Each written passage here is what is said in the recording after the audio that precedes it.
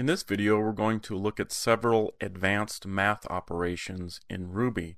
The first one I want to look at is the greatest common divisor, and I'm going to use IRB to do that. In order to access many of these more advanced math concepts, you need to require the math_and library. We do that with require math_and. Remember, if you want to use these in a script, you're going to have to include this line somewhere before you call any of these operations. Now at that point, we've actually added a few things to the fixNum class. So we can go in here, or actually, let's take a look at them. Let's take a number and say 5 and do a GCD2, and let's say what's a number?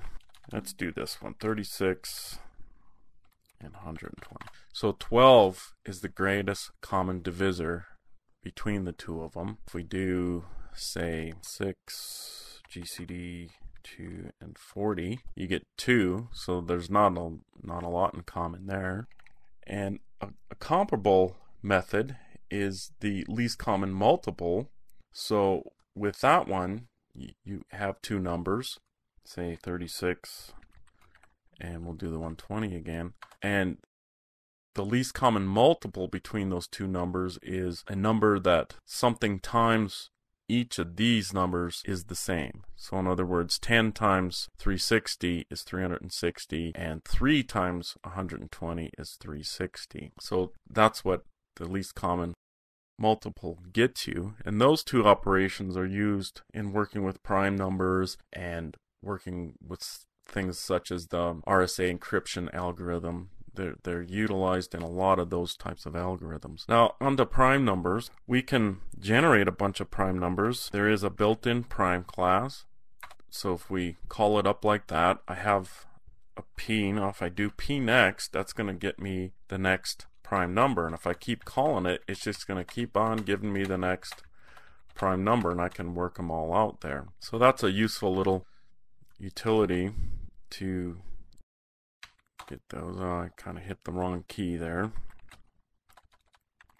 Let's reload that back up. So it would be nice if I had a number and I wanted to know if it was prime, and it would be nice if I could do that. And of course, there is no method for doing that.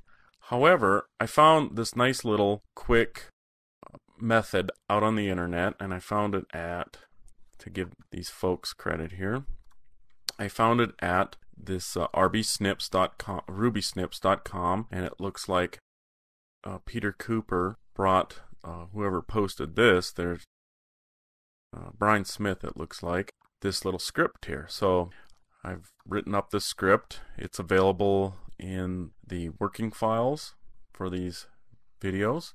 And what I've actually done here is, since Ruby's classes are open, which means you can extend them if you want. And how you do that is you just declare like you're declaring the class again. Now remember, fixNum has already been declared. It's a built-in class, but I can add my own methods to it if I want. And here's how I do it. I just redeclare it. I say class fixNum, and then I define the method I want to add. So in order to do this, let's load this up, and I'm in the same directory, so it just finds it. Now, if I call that 5 prime, you come back and it says, yep, it's true. So let's do a real big number. And I'm pretty sure that's a prime number. So let's check out if that comes back as prime. And it's going to take a little second because that's a fairly big number to be checking. And sure enough, it's true. Let's see what that number actually is. So that pattern matching takes a little bit to work out, but it does eventually come up with the correct answer. Another set of operations that we'd like to take a look at are base conversions. And how you do that is you actually convert it to a string. So if I take a number, let's take an easy number, say 8, and I do a toString, and I do like that, that's going to get me a base 2 number. And if I go in here and I do base 8, which is octal, it gives me an octal number. And if I say 15, and I say toString, and I say 16, base 16, it should come back and say F. So that's how you do base conversions, and they're pretty straightforward, simple little method to do that. And you can actually assign those back out to a string and play around with them and do what you need.